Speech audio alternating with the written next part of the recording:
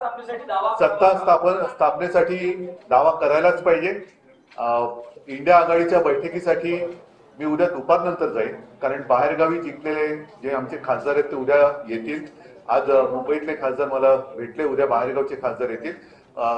सर्वात आधी संजय राऊतजी तिकडे जातील, त्यांच्याबरोबर आपले मुंबईतले खासदार अनिल देसाई, अरविंद हेही असतील आणि दुपारनंतर संध्याकाळच्या वेळेला मी दिल्लीमध्ये पोहोचेन।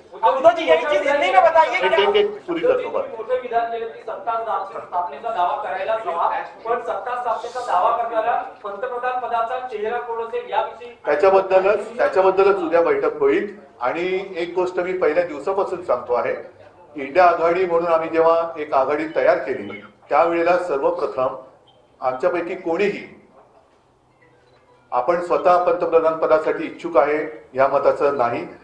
देशातली लोकशाही वाचवली पाहिजे, देशातलं संविधान वाचवलं पाहिजे आणि हुकुमशाहीपासून देशाला वाचवलं पाहिजे, ही एक आमची पहिली एकत्र येण्यामागची भावना होती। तीच भावना आजही कायम आहे। उद्या सर्वांच्या मताने इंडिया आघाडीचा नेता ठरवला जाईल पंतप्रधान पदासाठी आणि आम्ही सर्व सोबत असू। एक पुरा करून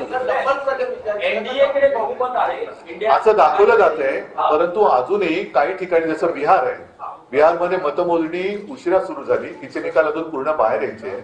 आणखीनही काही ठिकाणी छोटे जे घटक पक्ष आहेत त्यांना संपर्क सुरू आहे। एकूणच काय की ह्या जुलूम जबरदस्तीला सगळे जे कंटाळलेले आणि चिडलेले पक्ष आहेत, अपक्ष आहेत, हे इंडिया आघाडीमध्ये एकवटतील आणि हे पुन्हा एकदा जुलूम जबरदस्तीचं सरकार येऊ देणार नाही याची खात्री घेतली। चंद्रबाबू नायडू हे तुमच्याबरोबर येऊ शकतात का? काही बोलणी सुरू आहेत का त्यांच्याबद्दल? त्यांच्याशी काँग्रेसकडनं म्हणा इतरांकडनं म्हणा बोलणी सुरू आहे। परत एकदा सांगतो की चंद्रबाबू नायडूंना सुद्धा भाजप सरकारने काही कमी त्रास दिला नव्हता, नितीशना सुद्धा काही कमी त्रास दिला नाही, तर पुन्हा त्रास हवा का हा एक प्रश्न आहे। आणि मला खात्री आहे की एकदा हे गेलेलं सरकार उंबरठ्यावरती आहे, ते उंबरठ्यावरनं बाहेर काढण्यासाठी सगळे जे यांच्या जुलूम जबरदस्तीला चिडलेले आणि कंटाळलेले लोक आहेत ते इंडिया आघाडीत येतील।